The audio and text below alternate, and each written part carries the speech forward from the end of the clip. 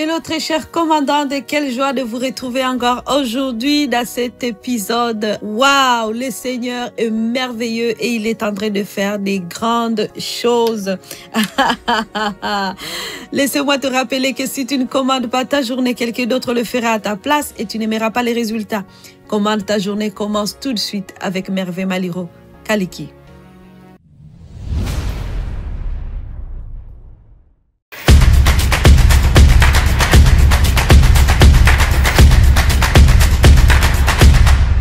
Alors, avant de continuer, je voulais te lire quelques lignes des témoignages d'une sœur. Je reçois beaucoup de témoignages, même si je ne vous lis pas tout le jour, mais je reçois beaucoup. Merci beaucoup pour vos témoignages et pour toutes les personnes qui veulent témoigner ce que le Seigneur est en train de faire de leur vie.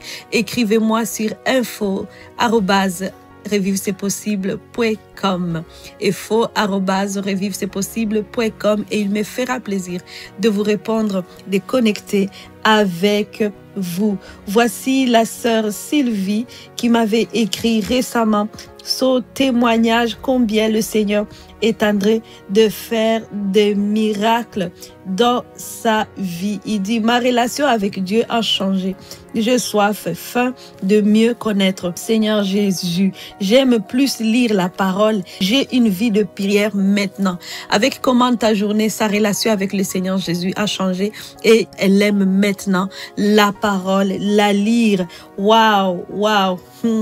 Waouh, c'est vraiment glorieux. Et dit, grâce à vous, j'ai appris à commander, à déclarer, m'appuyer sur les versets et les déclarer, mais les approprier, de les croire aussi, répéter à mon âme qui, elle aussi, se transforme. Donc, quand elle déclare la parole de Dieu, elle constate que son âme est en train d'être transformée. Et dit, vous m'avez appris la rigueur aussi dans votre vie personnelle, à faire des pas de foi. Gloire à Dieu, gloire à Dieu.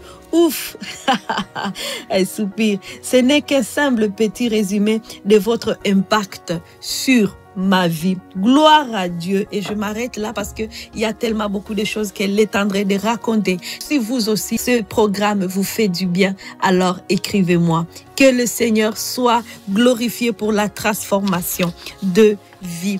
Alors aujourd'hui, de quoi est-ce que nous allons parler? Quoi faire quand rien ne marche? Quoi faire quand rien ne marche?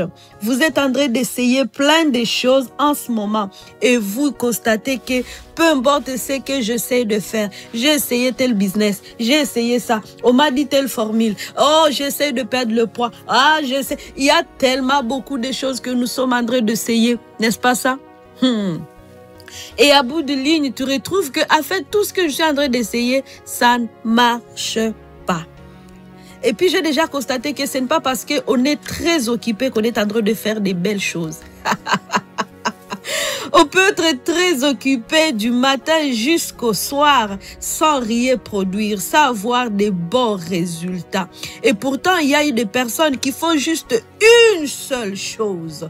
Oh, je me rappelle de ce que le Seigneur Jésus a dit à Marthe. Marthe, Marthe, tu te préoccupes de beaucoup de choses. Une seule chose importe plus. Une seule chose est importante et nécessaire.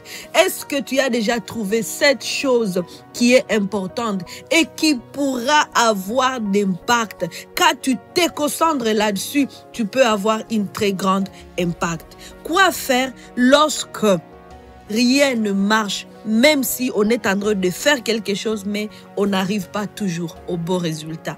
Eh bien, laisse-moi te dire que lorsque rien ne marche, la première chose que tu dois déjà faire, c'est t'arrêter.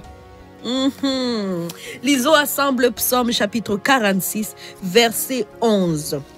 Alléluia. Il dit ceci, arrêtez et sachez que je suis Dieu.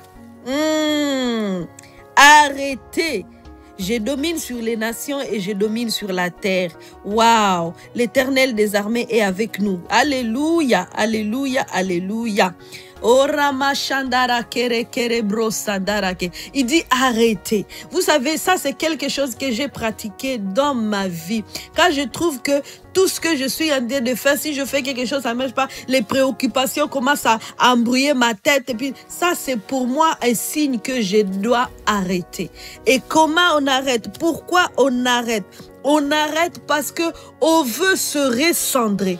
L'important le plus n'est pas de faire beaucoup de choses, ne pas de faire 40 000 tâches. Non, non, non, non, non. Mais c'est de savoir, en fait, qu'est-ce que je dois faire. Alors, quand on s'arrête, on retourne dans la présence de Dieu pour dire, arrête, sache que je suis Dieu. Retourne vers Dieu. Alléluia. Ne commence pas un projet lorsque l'autre vient d'échouer.